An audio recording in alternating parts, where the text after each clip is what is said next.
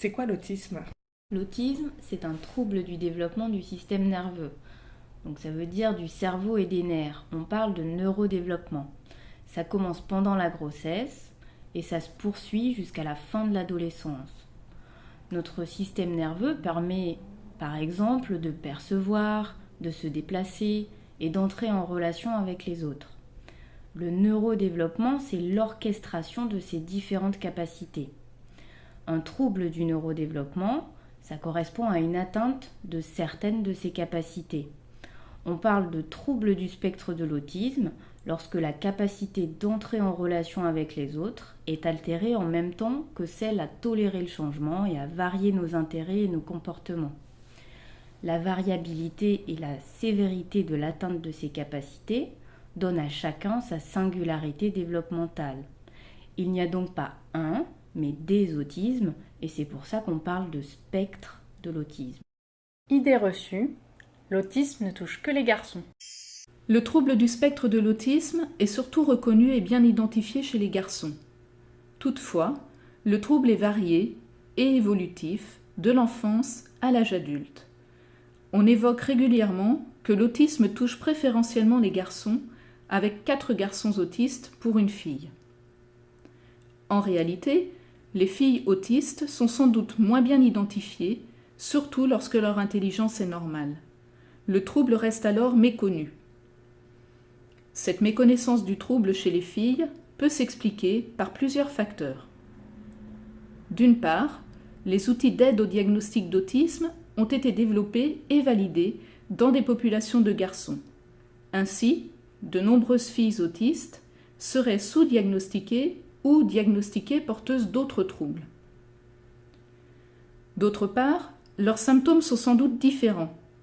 Par exemple, nos attentes éducatives diffèrent entre les filles et les garçons. Les jeux proposés aux filles favorisent souvent l'acquisition des codes sociaux au travers des jeux de faire-semblant, alors même que le défaut d'interaction sociale est l'un des critères déterminants pour le diagnostic d'autisme. Ainsi, chez les filles sans déficience intellectuelle, les troubles sociaux, évidents chez les garçons, pourraient être camouflés, ce qui conduirait à des diagnostics erronés ou plus tardifs au cours de leur adolescence ou à l'âge adulte.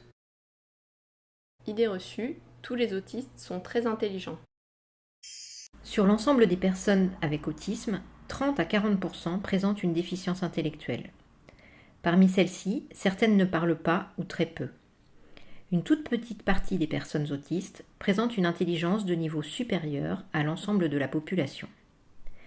Si l'autisme n'est donc pas forcément accompagné d'une intelligence supérieure, les observations cliniques et scientifiques ont montré qu'il était associé à une manière bien spécifique de penser, de percevoir et de traiter les informations de l'environnement. Ainsi, les personnes autistes vont avoir tendance à voir les petits détails au détriment d'une perception plus globale de l'ensemble de la situation. Grâce à ce style cognitif, certaines personnes deviennent très douées pour résoudre certains exercices, comme celui-ci où il faut trouver une forme simple dans un enchevêtrement de figures. Pendant ce type d'activité, les personnes autistes utilisent des régions de leur cerveau différentes des sujets neurotypiques. Ce mode de traitement de l'information pourra être moins efficace lorsqu'il s'agit de prendre en compte plusieurs éléments simultanément, comme c'est souvent le cas lors des interactions sociales. Merci à nos chercheurs pour ces brèves explications. Nos recherches continuent et mèneront, je l'espère, à de grandes découvertes sur le sujet. Si vous aussi vous avez aimé cette vidéo, n'hésitez pas à nous suivre sur les réseaux sociaux Facebook, Twitter, notre chaîne YouTube ou notre site internet pour suivre toute l'actualité scientifique de notre laboratoire. À bientôt!